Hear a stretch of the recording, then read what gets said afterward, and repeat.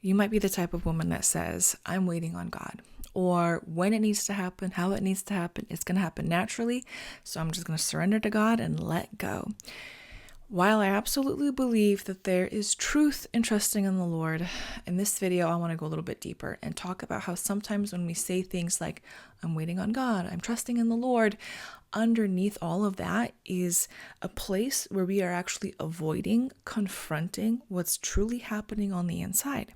And so while you think you are waiting from peace, it's actually coming from a place of protection, because your body is actually terrified of truly being seen, of being witnessed, of experiencing the type of love that you say you want, because you are so scared of being disappointed again, of it not happening again. And so this video is for the woman. Like, you've done the work, you've prayed, you've waited, you've invested in yourself, you've done inner work. Okay, this is not about debating if waiting is of God or biblical. Okay, we're going deeper for the woman ready to hear the mature truth and answers. Okay, when you examine your life, when you look at the fruit of your love life, you cannot deny there is no movement. You are stuck. There's no breakthrough. And that's that fruit or lack of that you are experiencing. And I want to clear the air right away and say the right man for you will never have to be begged, mothered. You're never going to have to show off or perform, coach him into seeing you. The right man simply needs you to become available to be seen. I'm Elena, and I help women become deeply available for the type of love that you are praying to experience, and even more, okay?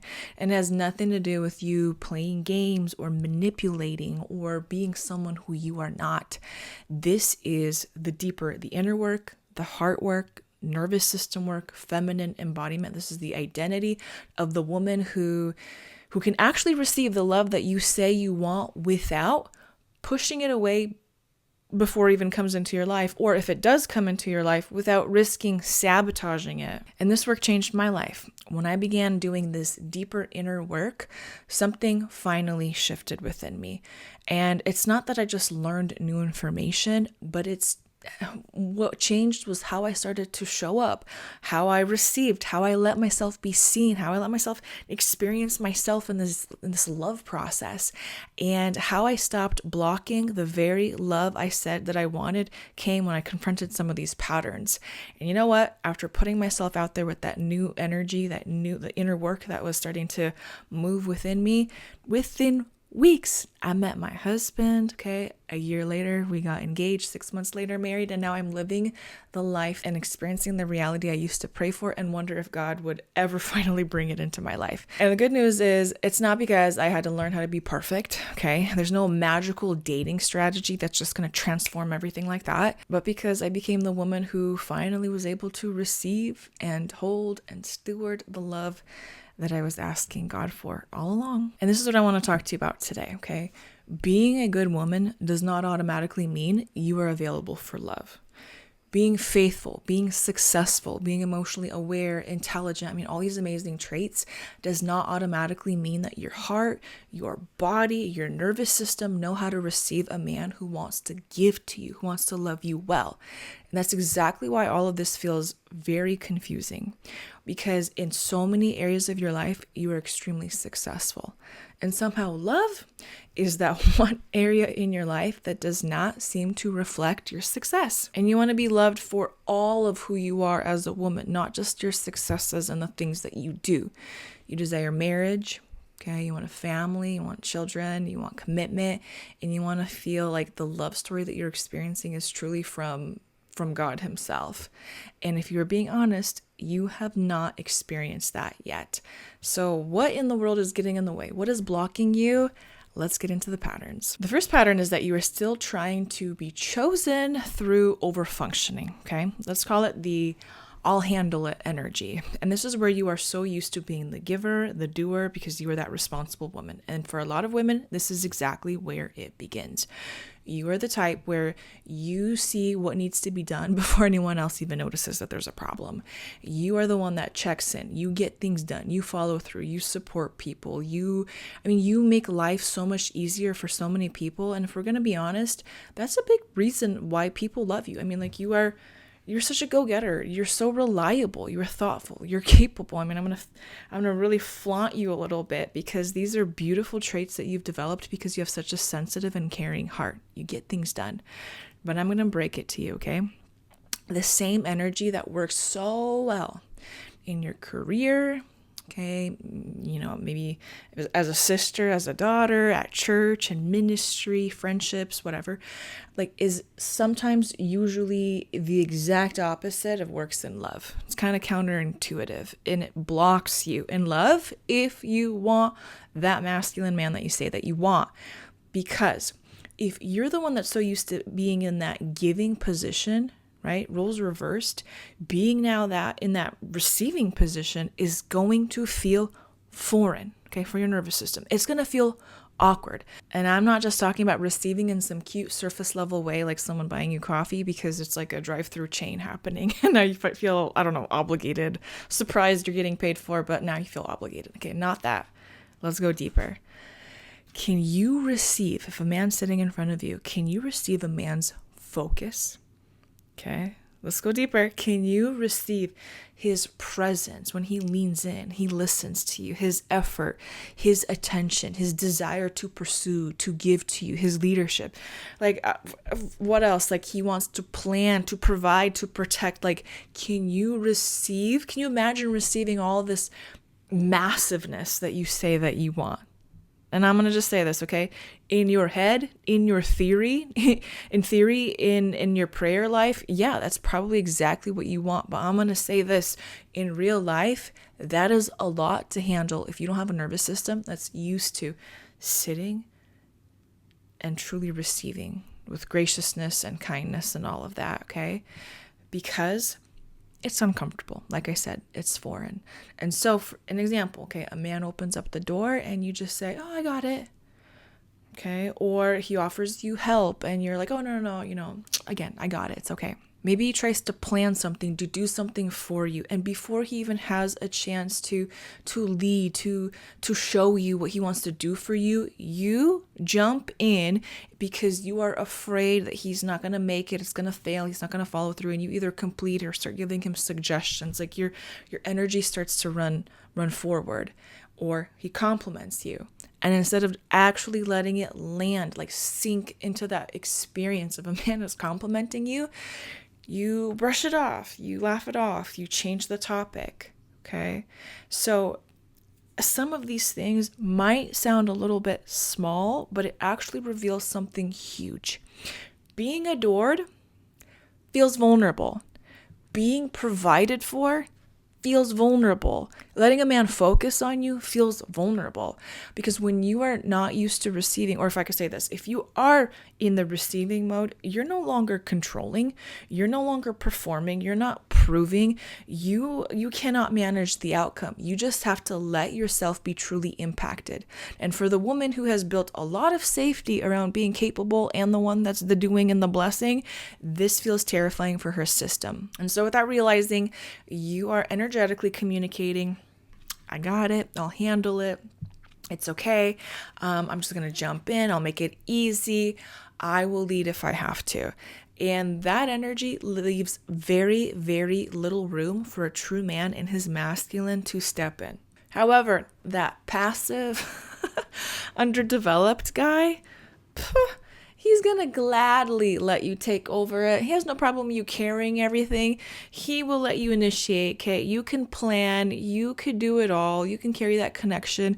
Oh, he has no problem having you explain away his incapabilities, why he can't step up. Like, he has no problem with you finding excuses why you're the one doing it all. And then, oh, lo and behold, and then he's all surprised when you feel exhausted. Because at first, even though this dynamic, this pattern feels familiar. You tell yourself like, oh, I'm just being loving, I'm kind, I'm a good woman, I'm mature, I'm caring. Like you have all these justifications of who you are. Eventually, the way that God designed it is that your body will start to tell the truth. How you feel, it's going to start to come up. You're going to notice you are tired. You're tired of being responsible. You're tired of the one that's dragging this connection forward. And you feel like you have to shrink your desires because you could clearly see that this man doesn't even have the capacity to hold or execute what you desire. And then resentment builds because deep down, you never wanted to be the one that has to carry it all in this relationship. You don't want to be the leader, okay? You want to be pursued. You want to be taken care of. You want to be delighted in because you want to be the woman, the feminine in the relationship. You wanted to trust that someone else can finally step up and lead. Now I want you to picture the difference. A man texts you, tells you, hey, I want to take you on an adventure, pack something fun, bring a dress, grab a little swimsuit, we're going to go do something fun.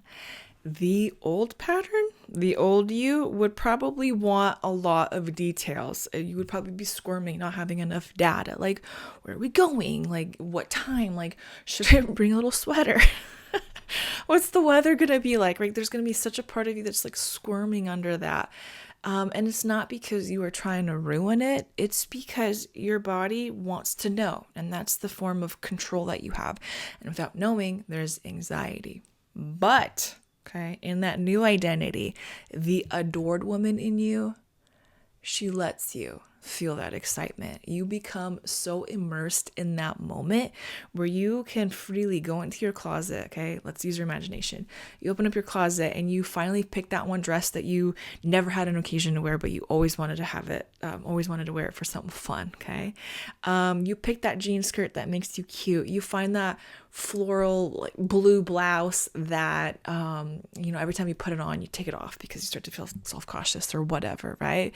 And then you grab that little fun yellow swimsuit because why not? Okay, it's fun. It's better than that practical black one that you always wear because it looks safe, feels safe, or whatever, right? And you're not anxious.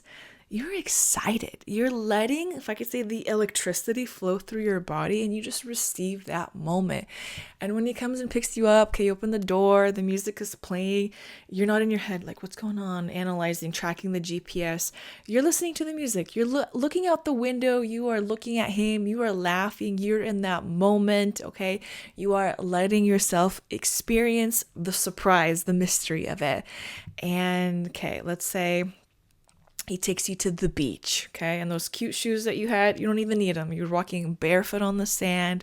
Your hair is messy and you realized there's a dinner being planned on the beach. Okay, I'm really like painting this picture because I want you to see it. Like I want you to experience in your imagination first what you can have when you are that woman that could be in the moment. You're barefoot, you're smiling, you're soaking it in. You are letting that experience happen to you. I mean, literally the prayers that you've had, you are letting them happen by receiving from a man who wants to give to you, who wants to see you smile, who wants to see you light up.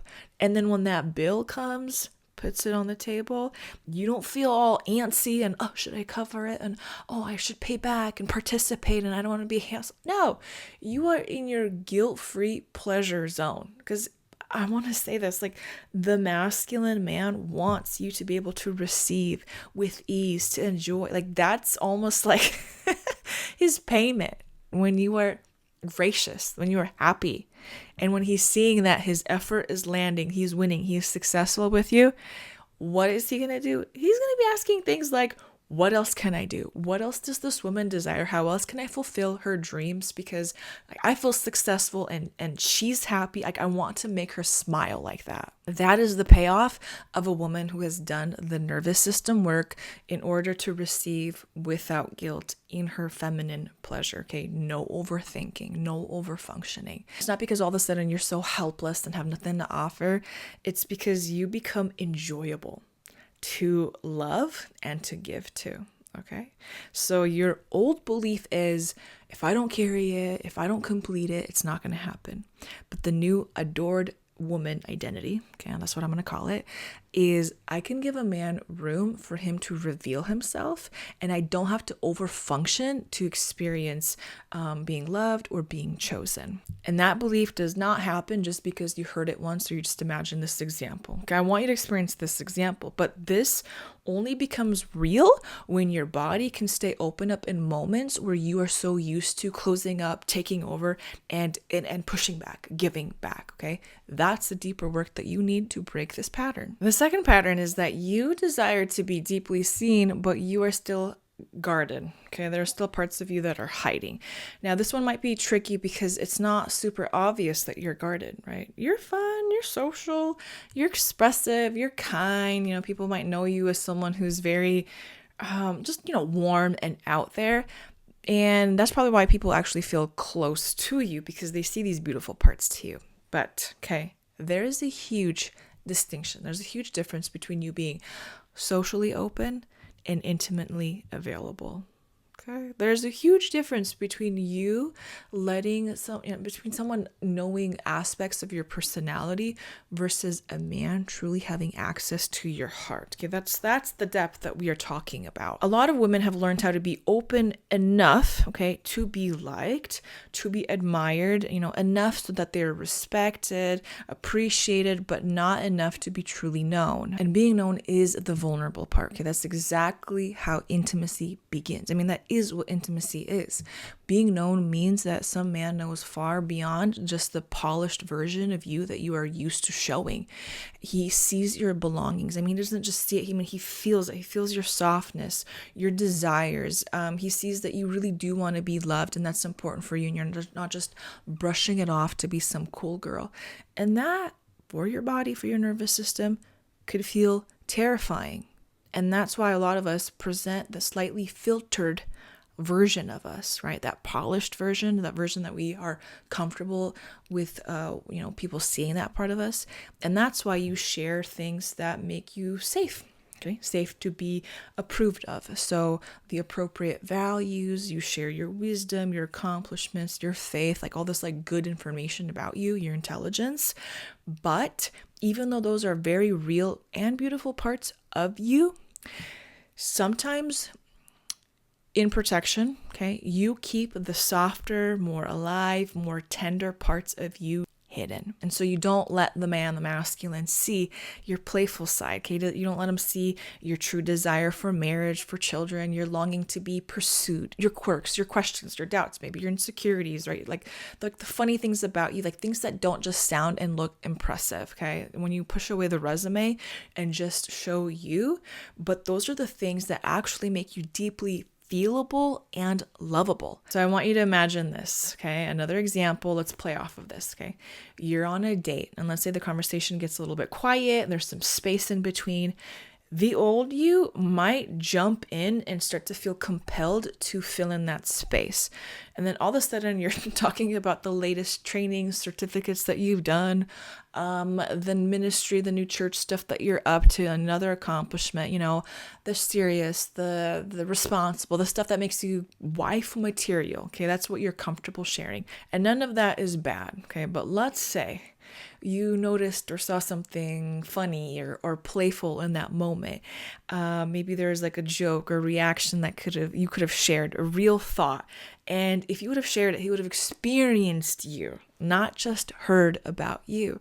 But instead of having that part come out, you held back and you chose that polished, safe answer. And then unfortunately, that deeper, that adored woman of you, she never has the space to truly enter the room to show herself because you are not allowing that vulnerable part of you to shine. Now let's imagine that same date, new identity, okay?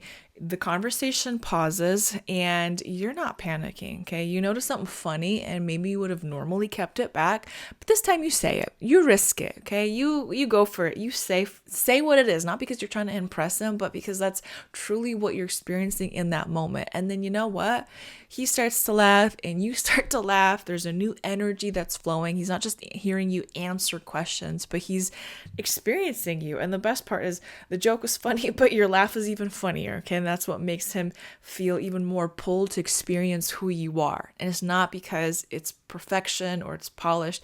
It's because you're in the moment, okay? There's presence. And this is also where your desires matter, because many women can hide through spiritual or emotionally safe language. So we say things like, okay, whatever happens, happens. Or I'm just going to trust God. I'm not in a rush. I'm focusing on myself. And yes, there can obviously be truth in those statements, but sometimes underneath that language is a woman who is desiring to be deeply cherished, but is scared to reveal that part of herself because she's afraid of being disappointed again. And so it's one thing to say something super general and vague, like, yeah, I want marriage someday, one day, right? But it's totally different to let that man sit across you from the table and see you, visibly in that desire, to sit across that man and say, you know what? I do desire to be married.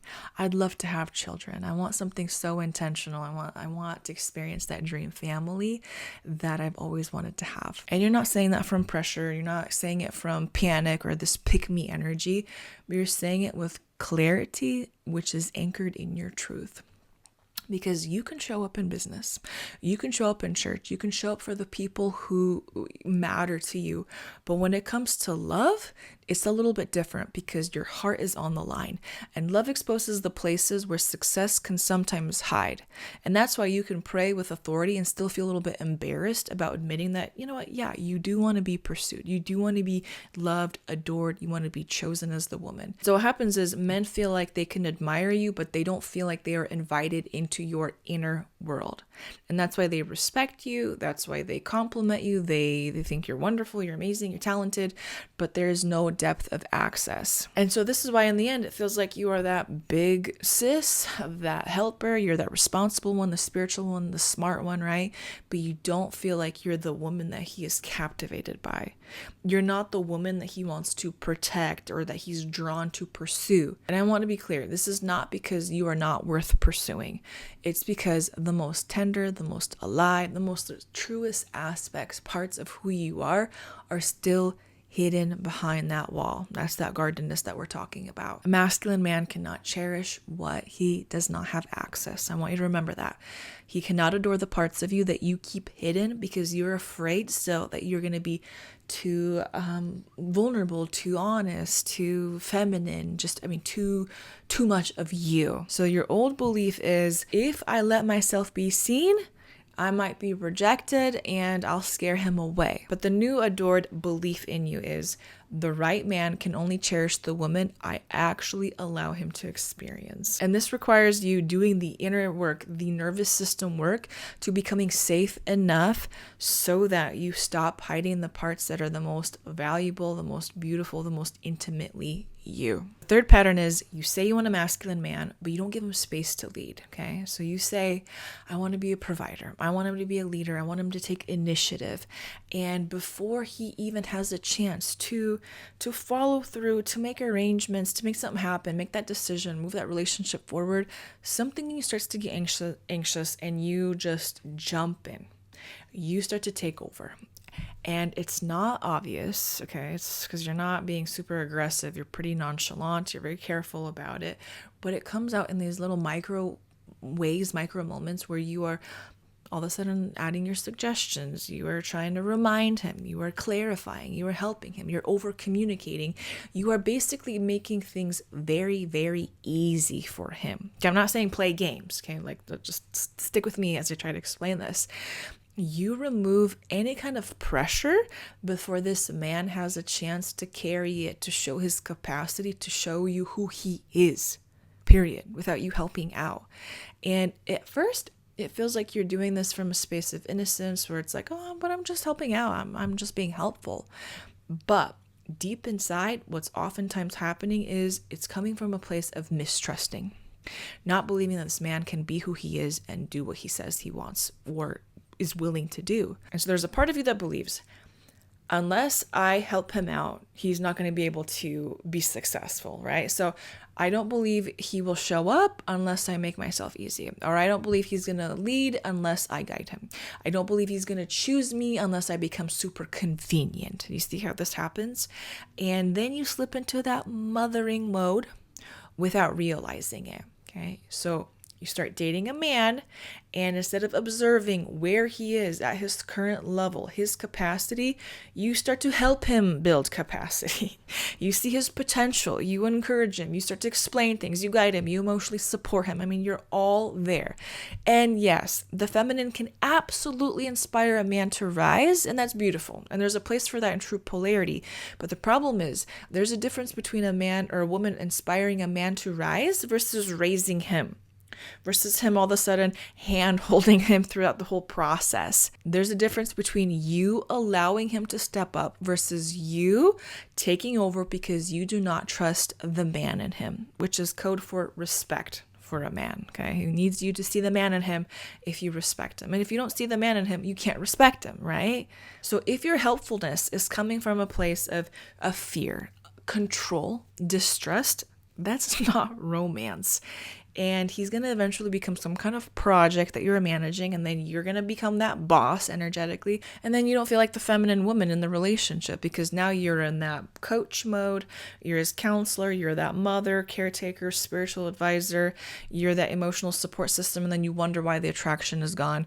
But of course it's going to be gone when you don't respect him, when you don't see the man in him and let him be the man. Your body does not want to be romantic with someone you feel like you are mothering, okay? Your body wants to feel like you could relax, you could be held, you could be led, and you want to feel like there's the man in front of you, not some kind of boy that you have to raise. And a man, okay, likewise, like he needs to feel like he is winning with you. But how could he do that unless he has some weight to carry, unless he has some kind of challenge that he can overcome? How else can you experience him as being capable in your presence? Because a good man, he does want to win with you. He wants to be that king that satisfies his queen's heart's desires. He wants to know that his effort matters, okay, that he's successful, that his leadership is landing, okay, his planning, his protection, his thoughtfulness is making your life better. Remember that example that we used, that first example, him taking to the beach and him being successful and you showing him that success. That's how he feels like a successful man who is winning with you. Okay, remember, that's that payoff. You have to give him room. Okay, now, this is where women will get it wrong sometimes, where you turn this into some kind of extreme rule and you say, okay, fine, you know what, I'm never gonna text first. I'm just gonna step back. I'm gonna let him plan. I'm just gonna be more feminine. And that's still surface level tips, tricks, if underneath that, your body, your nervous system is still spiraling. Because the real work is not you pretending to be calm when your nervous system is panicking. The real work is you becoming the type of woman who can let a man's actions reveal the truth without making, his pace or his actions mean something about your worth. So let's use an example like we've been using, okay, to make this more tangible. Let's say you go on a date and it goes really well. The old pattern, the old version of you would start to think and overthink like, okay, should I say something? Should I just like text him and thank him again and let him know, I'm interested, and send him a cute message. And I'm just so afraid of losing momentum. Like you start to interject yourself. So you reach out just enough to continue to keep this momentum alive, this relationship going. But now you will never find out what he would have done without your help, without your energy. Now, new pattern. You go home, you notice the urge to text, to check in, right? To make that connection. You feel that discomfort, but instead of acting from it, you are letting that space exist, okay? And you're not doing this because it's a game or you're trying to be manipulative or it's a punishment. You're just not auditioning anymore for a pursuit. You're not like milking that from someone. And if he wants to see you, okay, he can make it clear. Okay, we just start to use logic. If he wants to pursue you, he can make the move. If he wants to build something with you, he can show you. And if he does not, good. That's not a loss. That's information. That is data. So your old belief is, if I don't help him, I might lose connection. Something might not ever go into full fruition. But the new belief from the adored woman identity is, if he cannot rise without me managing him, That is not the kind of love that I'm here to experience. And none of this is because you're acting on rules. It's because you stop needing to control the outcome to feel safe. And that's what lets attraction and polarity and the spiciness of your relationship get better and juicier over time. The fourth pattern is your nervous system is more attached to what feels familiar than what is actually healthy. Okay, I'm going to bring in some of my counseling psychology background to help you see how this truly comes up when we are elevating from our old identity to the new identity. So a lot of women, all of us will say, I want a man who is grounded, who is emotionally available, who is clear. I want that masculine man and all the traits that come with it. But then when that exact type of healthy man, his masculine nature comes into your life, oftentimes we start to feel overwhelmed. Okay, you feel suspicious, maybe even get bored, and you start to feel unsure, like, something feels like it's missing. And then you start to question the attraction.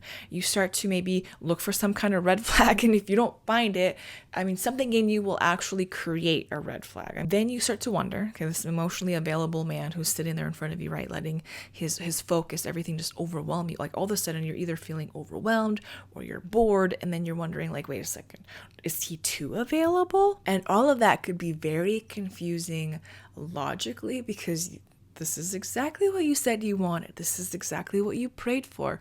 But your body, your nervous system is going to tell you a completely different story, especially if your body is used to chasing, begging, performing. You're used to the uncertainty, that emotional distance, that the games. You're used to that, proving yourself, earning attention. You're used to that level of chaos or immaturity. You are so used to being with men who are unavailable enough, who give you those little breadcrumbs that keep your nervous system attached. It's just, you are hooked. Think of it like a casino slot machine. Like you keep trying and trying and trying and hoping this is going to be that winning button that you press, that lever that you pull. And so all of a sudden when a grounded, calm, peaceful man comes into your life, he's present, he's consistent, he's interested, he doesn't keep you questioning whether he likes you or not, right? He's clear, he's mature, he's available.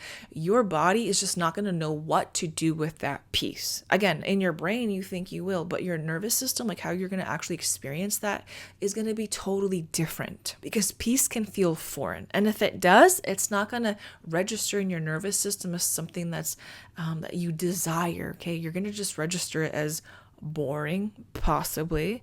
You might register it as, you know what, I don't even know if I'm attracted to him. Like the spark is missing. Like something's just not there that I'm used to experiencing. But that old chemistry could have just been anxiety, toxic chemistry, the uncertainty. It could be that high that you felt when inconsistency turned into some kind of temporary attention. And so when love finally starts to feel steady instead of chaotic, your nervous system is going to have to learn a new way to experience attraction and healthy love. That does not mean you have to force something that you're not attracted to. That's not what I'm saying. But it means you have to do the inner work to be able to distinguish the difference between I'm not attracted to this guy versus my nervous system is detoxing from familiar dysfunction, and I actually have a good guy sitting in front of me. This is my potentially prayer answered. And that's the real work that you have to do. This is legit nervous system work that you have to do, that I had to do. I remember sitting in front of my first date with my husband, starting to recognize, like, what am I truly detoxing from? That's that real work. Because if you don't know what you are breaking, what patterns you are changing, you're going to keep calling these old toxic patterns as chemistry and real safety as red flags. Okay, that was me, trust me. So the old belief is, if I don't experience this intensity, these like massive sparks immediately, it's not love. But the new belief is, healthy love might not feel familiar at first, but I can learn how to recognize and integrate peace, consistency, and safety as desirable, because that is what I'm truly needing in my life. So picture this. Okay, this is our last example. You wake up in the morning and you're not immediately grabbing your phone with this like tight feeling in your chest. You're not wondering if he texted you, because you already know he will, right? If he wants to. And it's not because you are convincing yourself, it's because you have learned how to read the data and believe a man who is consistent with his actions. Okay, You go to work and you're not split trying to focus on what you're doing while anxiously replaying the whole conversation last night. When you're with your friends, you're actually with your friends, not with your phone under the table, double checking. What did he say? Did he reply? You are at home finally making dinner, and you can focus on your meal without your body just like tensing up and scanning and wondering and replaying like what's going to happen. Like you are no longer stuck in that toxic energy. You can finally detox from that. And then when you do see him, there's nothing to decode. You don't have to overanalyze anything. You know that if he is clear with you, he has shown his intentions, and I mean, there's no games. There's nothing to analyze. And that, believe me, is not boring. That is peace. That is exactly how you get your life back, by not putting your life on pause, wondering like, does he love me? Does he pick me? Does he choose me? You see what it is for what it is. This is a love where you don't have to overanalyze every single text, every pause, every shift in his voice. It's a love where your body does not have to stay in a constant state of proving, chasing, monitoring, or bracing. You want a love where the man's consistency doesn't feel boring, it feels safe, because you've done the nervous system work to distinguish the two. Where his clarity, it does not feel suspicious, it actually brings relief into your system. His presence doesn't make you panic, you can finally feel at rest, at ease. And this is the payoff when you do the nervous system work, where you relearn what real green flags are instead of red flags. You have a completely new reality, and obviously your relationships experience an upgrade. Okay, now let's bring all of this together. Okay, when you do the inner work, the heart work, the feminine embodiment, the nervous system upgrade, right? You're not just more healed. You get to become a woman who is experienced differently because you experience yourself differently on the inside first.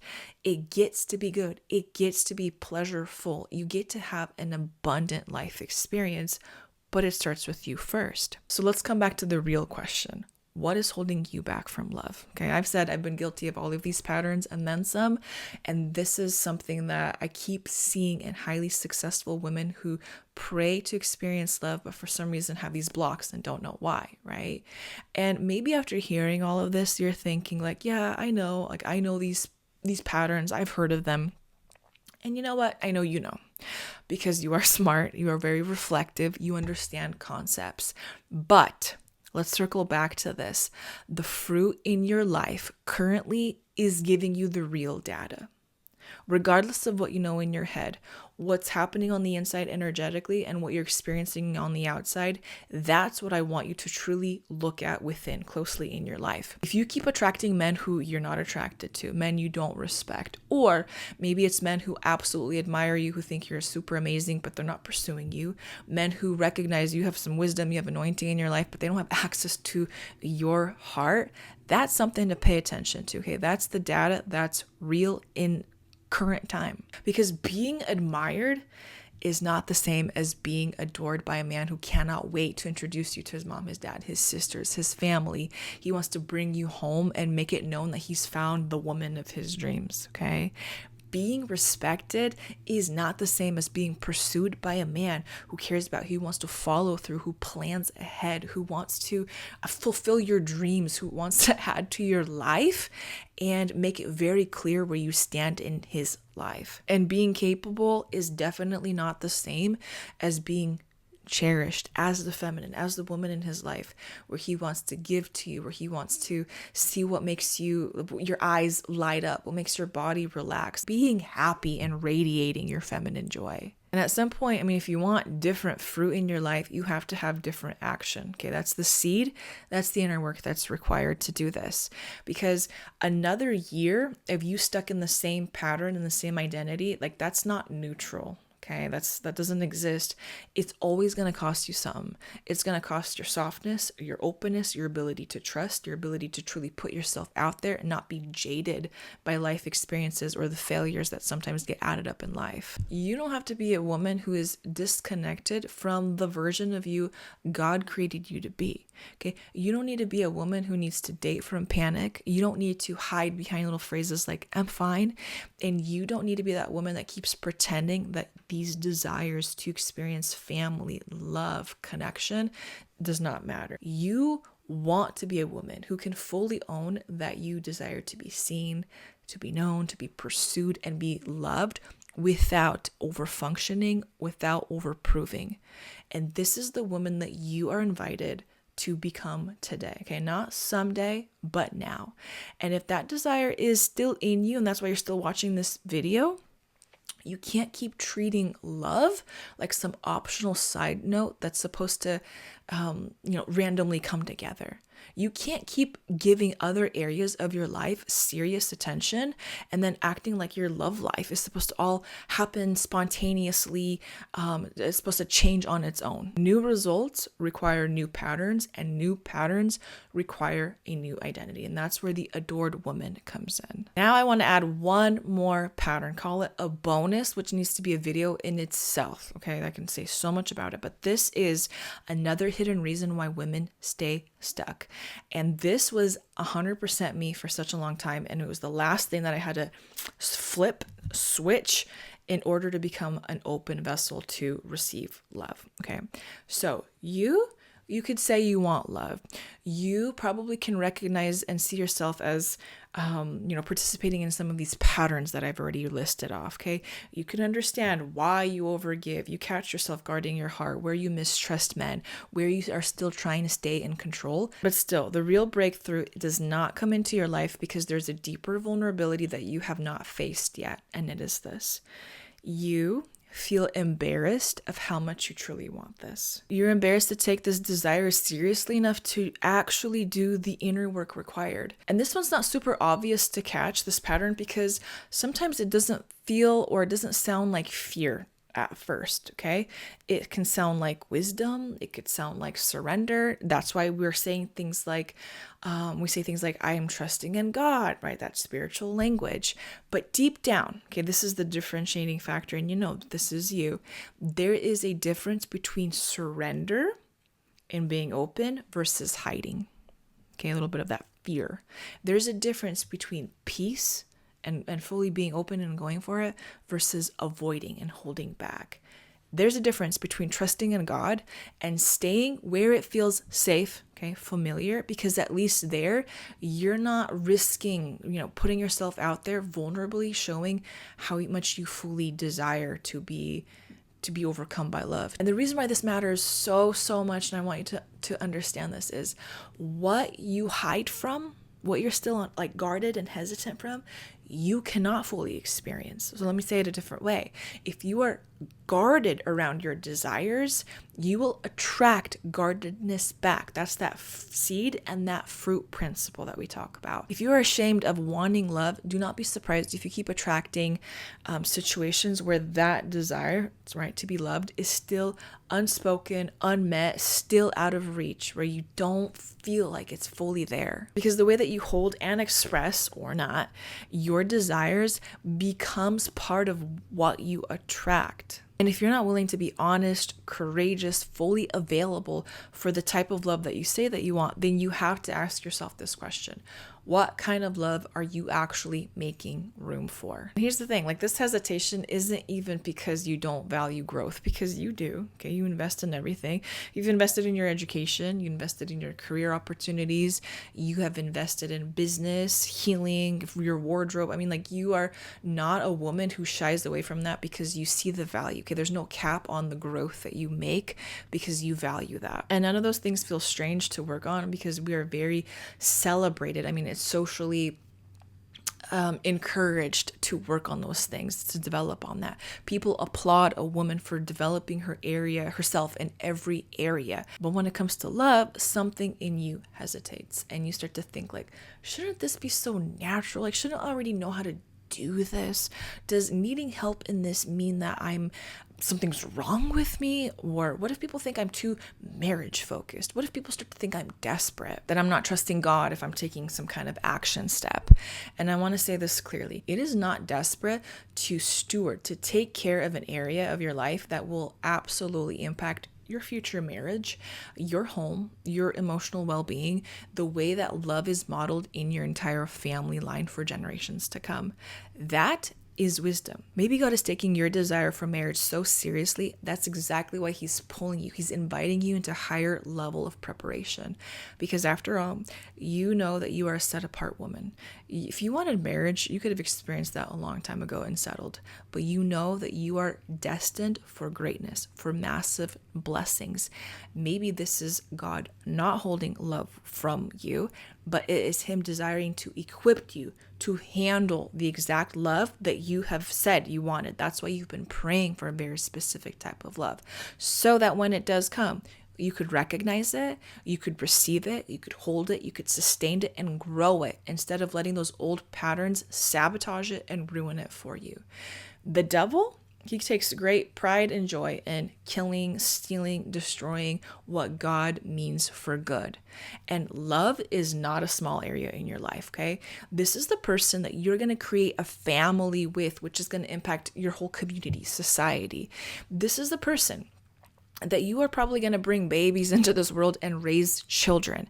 This is a person where how you resolve conflict, how you show love, how you repair, how you experience devotion, commitment, all of that. Like, that's what's going to be modeled in your home. And you are setting the foundation for legacy, because listen to me, generations will be impacted by you, regardless if you take action and invest in yourself or you don't. You know, sometimes I watch my husband play with my son and I think to myself, like, wow, my son has such a good dad, and he doesn't even know it yet. You know, he thinks he's just playing, having fun, and he doesn't even realize how rare it is to experience having a dad who at his core is a good man, who desires to be a great father, a great husband. And then I remember how grateful I am that I started this inner work journey when I did, okay, before I got married, before I had kids, because it helped me get into a place where I could intentionally attract a solid life partner instead of letting my past wounds, my past traumas choose for me. And so no, it's not embarrassing to treat all of this so seriously.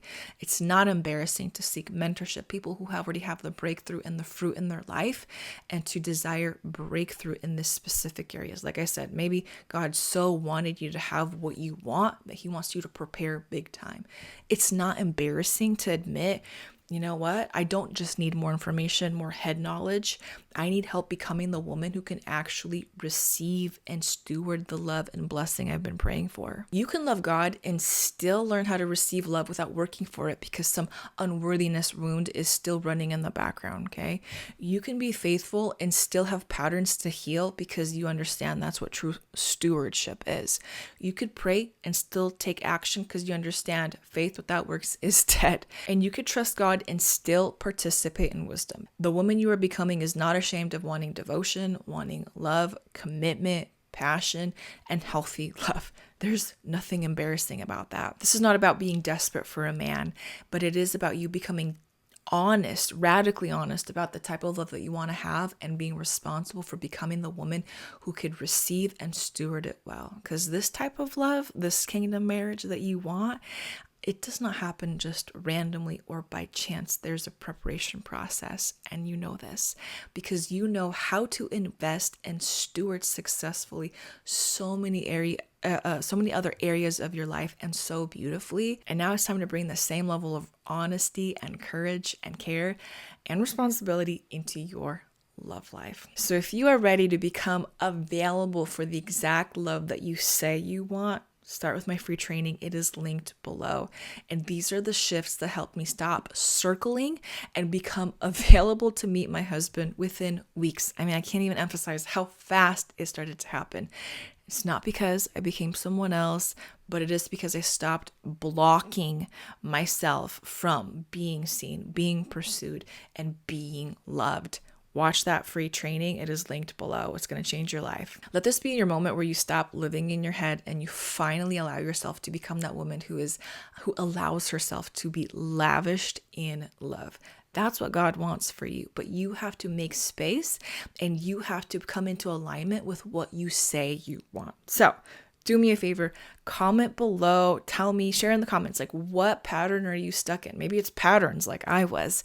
I'd love to know. And as always, like this video, subscribe, share with someone else who might need this breakthrough, praying for it. And I hope you watch the next video.